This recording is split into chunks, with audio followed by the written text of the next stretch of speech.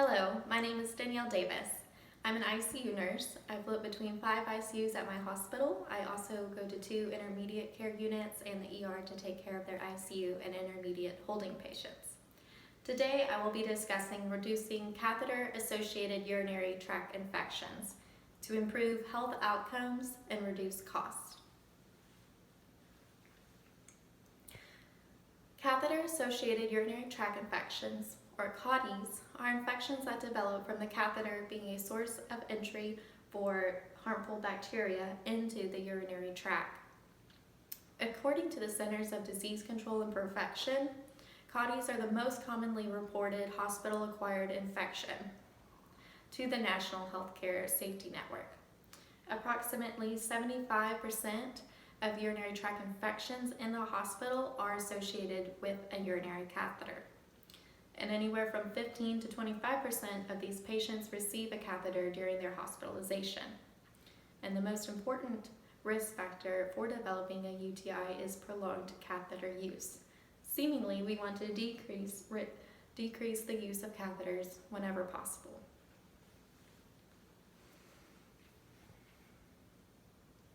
CAUTIs result in longer lengths of stay, up to 2.5 days. They're also associated with increased cost, anywhere from $1,000 to $7,000 depending on course of treatment, and they increase mortality rate. These are preventable infections that are costing healthcare millions to billions each year. So where does our issue begin? As I mentioned, I float to multiple units in my hospital. This has put me in a position where I have seen certain strengths and weaknesses in multiple units. And one factor is consistent. CAUTIs are an issue throughout the entire hospital. In the inpatient units, we have tried to reduce the number of patients who receive catheters. However, when patients are admitted to the unit from the ER, oftentimes the patient will come up with a Foley catheter. This is especially true for our intubated patients. Once the patient arrives to our unit, we reassess daily to see if the catheter can come out. However, in the meantime, our patients are at risk for developing a CAUTI, which is a considerable expense to the hospital.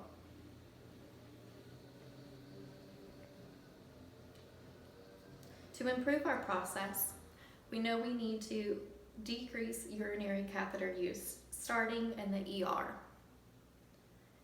And also we want to increase the use of external catheter options. For our male patients, we can use condom catheters, and for our female patients, we can use PureWicks.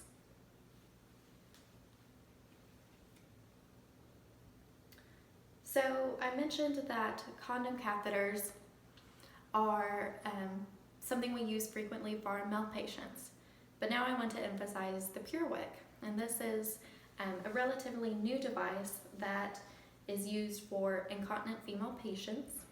It consists of a low pressure vacuum that wicks away urine from the patient through this material that's placed between the labia and gluteal folds and is connected to suction and empties into a collection canister. We are seeing these more frequently in our incontinent female patients. However, I am proposing that we utilize these first in the ER, even for our ventilated patients, rather than automatically placing an indwelling catheter. These devices work very well when placed correctly, and although they do not provide hourly urine output measurements, they do provide accurate urinary measurements.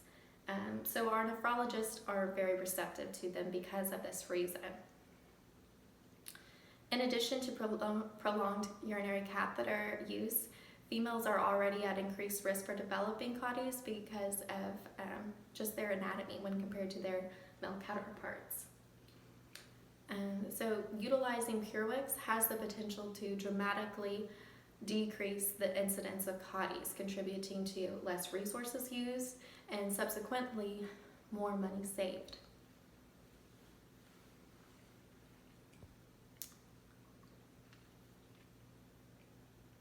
So to achieve this improvement process, we want to utilize Six Sigma.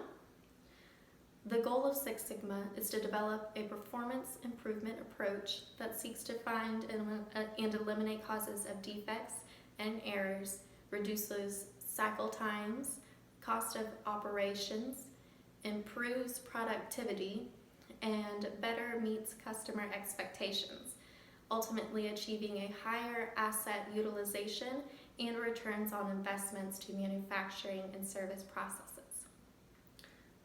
Using and achieving Six Sigma equates to 3.4 or fewer defects or errors per 1 million opportunities. So that means we would have a very high success rate with a low margin for error.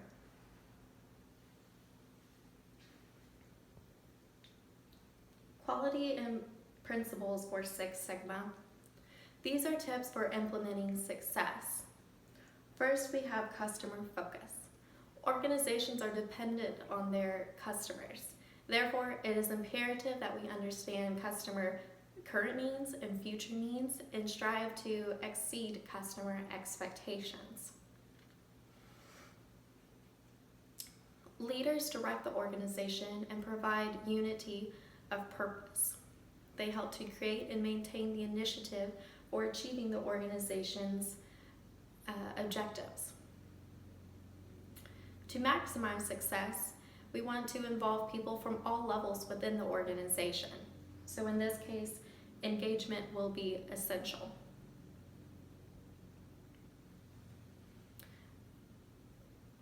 To efficiently achieve results, activities and other resources should be managed as a process. This also helps to ensure consistency across the board. Understanding and managing interrelated processes as a system contributes to efficiency in pursuing the organization's objective outcomes. For six, we continuously want to seek improvement, always striving for perfection and looking for other opportunities for improvement in our process. As far as decision making, we would base any decisions on analysis of data and information with a factual approach. And lastly, we will remember that an organization has an interdependent relationship with the supplier, and therefore we want the benefit to be mutual for both parties.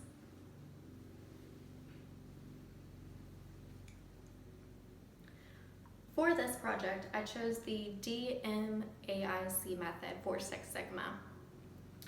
First, we defined the goal, which is reducing the incidence of CAUTIs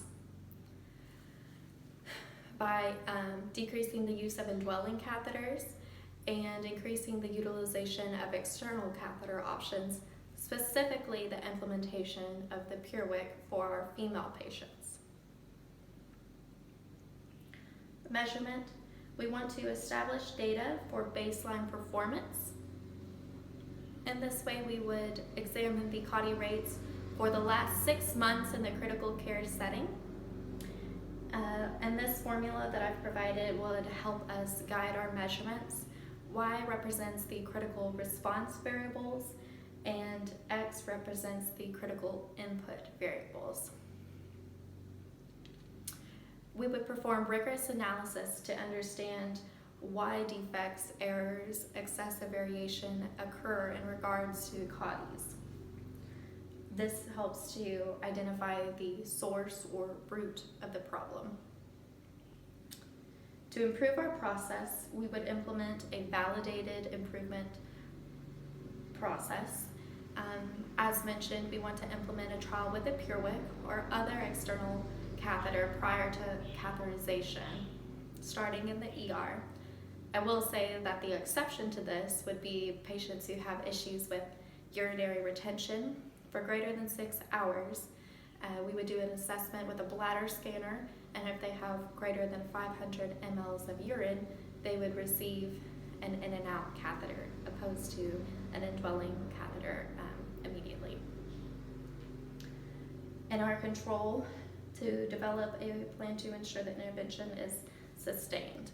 So after a trial period, if an analysis of data, if our intervention is successful, we would make a new policy to make sure the intervention is sustained.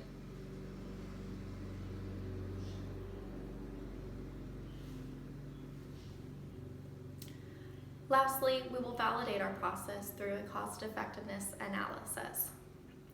This allows for examination of cost and health outcomes related to the intervention. Additionally, it compares the new process intervention to the previous by how much it costs to gain the designated health outcome. In this case, it is a reduction in CLADIs. First, we have to determine the cost of the implementation. So how much do external catheters cost? Examining costs for condom catheters, PureWicks, and then also we could compare that to how much it costs to insert an indwelling catheter. Cost of the averted, so establishing the cost associated with it, with treating a CAUTI, and then figuring the net cost, so the difference between the cost associated with external catheters and CAUTI treatment. Additionally, we would identify change in health outcomes. So how many cases of CAUTIs are averted? We would perform this by comparing previous CAUTI rates for the last 6 months to CAUTI rates post-intervention.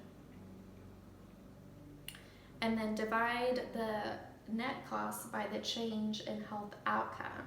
And this allows us to calculate a cost-effectiveness ratio.